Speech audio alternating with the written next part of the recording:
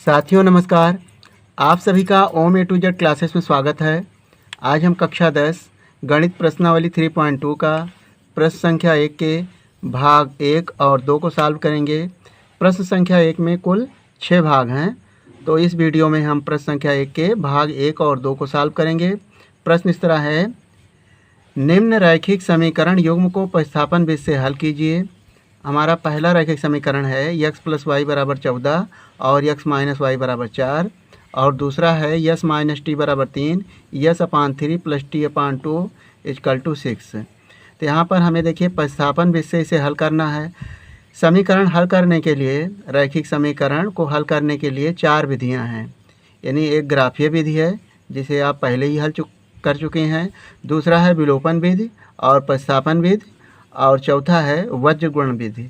तो वज्रगुण विधि सिलेबस से हटा दिया गया है, तो केवल हमें विलोपन विधि और प्रतिस्थापन विधि और ग्राफीय विधि से जो हल करना है उसे हल करना है। तो यहाँ पर प्रश्न संख्या 1 है, x + y = 14, यानी एक चर का मान दूसरे चर के पदों में व्यक्त करना है और उसे हल करना है, यही प्रतिस्थापन विधि है। तो देखिए एक चर का मान हम दूसरे चर में कैसे व्यक्त करते हैं। यहाँ पर दिया गया समीकरण है, तो समीकरण 1 अथवा समीकरण 2 से एक चर का मान दूसरे चर के पद में व्यक्त करना है। तो यहाँ लिखेंगे समीकरण 2 से आप लिख सकते हैं x बराबर, ये जो माइनस है y बराबर के उधर ले जाएं तो हो जाएगा +y और +4।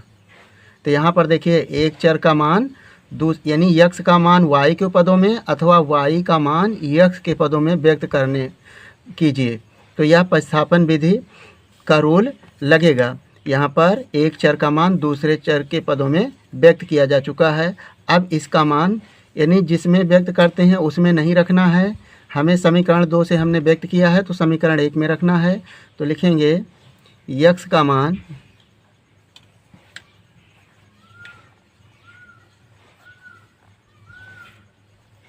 समीकरण 1 में रखने पर,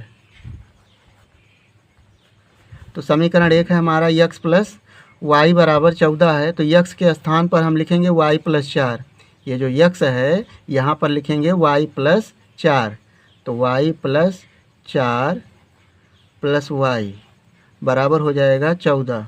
अब यहाँ से y और y एक जैसी राशि है तो इसे जोड़ लेंगे। y और y कितना हो जाएगा, 2y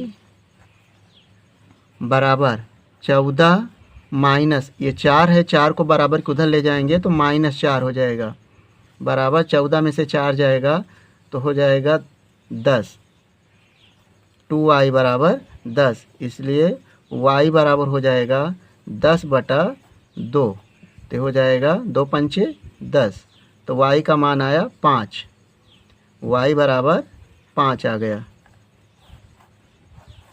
अब y का मान समीकरण चाहे 1 में अथवा 2 में किसी में रख सकते हैं, तो लिखेंगे y का मान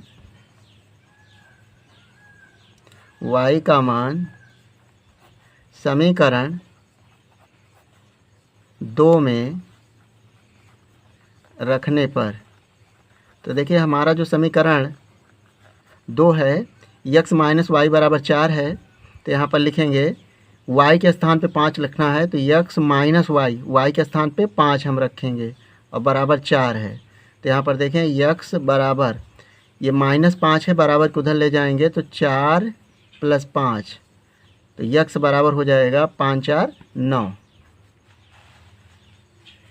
तो यहाँ से x का मान आ गया 9, एक आंसर, और ये दूसरा आंसर y बराबर 5।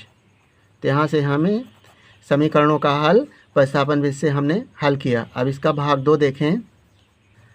यहाँ पर रैखिक समीकरण s - t = 3 और दूसरा समीकरण है s/3 + t/2 = 6।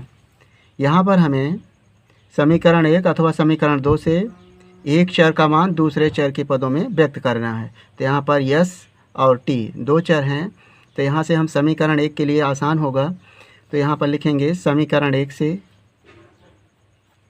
समीकरण 1 से, तो यस बराबर हो जाएगा 3 और जो टी है बराबर के उधर जाएगा तो प्लस टी हो जाएगा। अब यहाँ पर जो यस का मान है समीकरण 2 में रख दें, लिखेंगे यस का मान समीकरण 2 में प्रतिस्थापित करने पर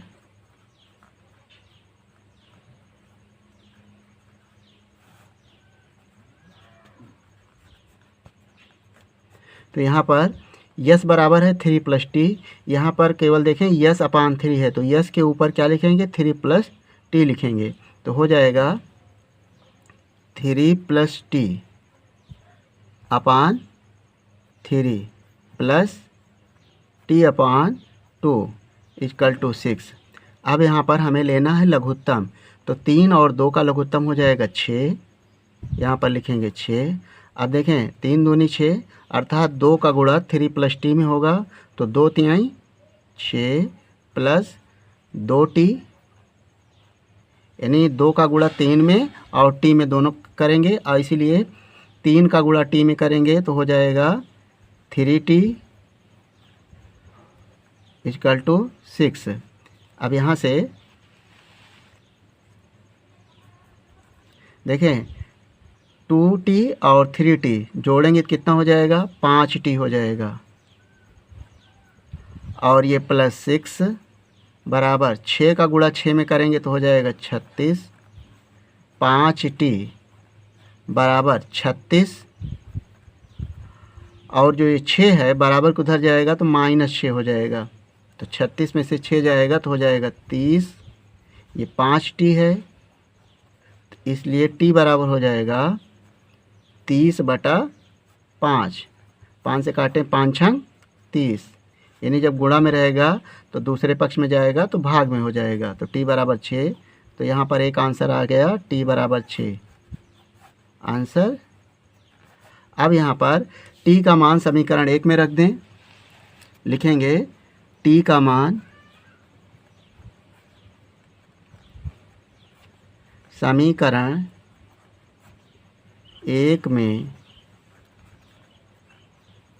रखने पर यहाँ पर यस माइनस टी बराबर 3 है हमारा पहला समीकरण, तो टी बराबर 6 आया है तो हो जाएगा यस माइनस टी के स्थान पर हम 6 रखेंगे बराबर 3, तो यस बराबर हो जाएगा 3 प्लस और माइनस है बराबर को उधर जाएगा तो हो जाएगा 6, तो 3 प्लस 6 कितना हो जाएगा 9, यस बराबर आ गया 9, यानी दूसरे चर का मान आया 9।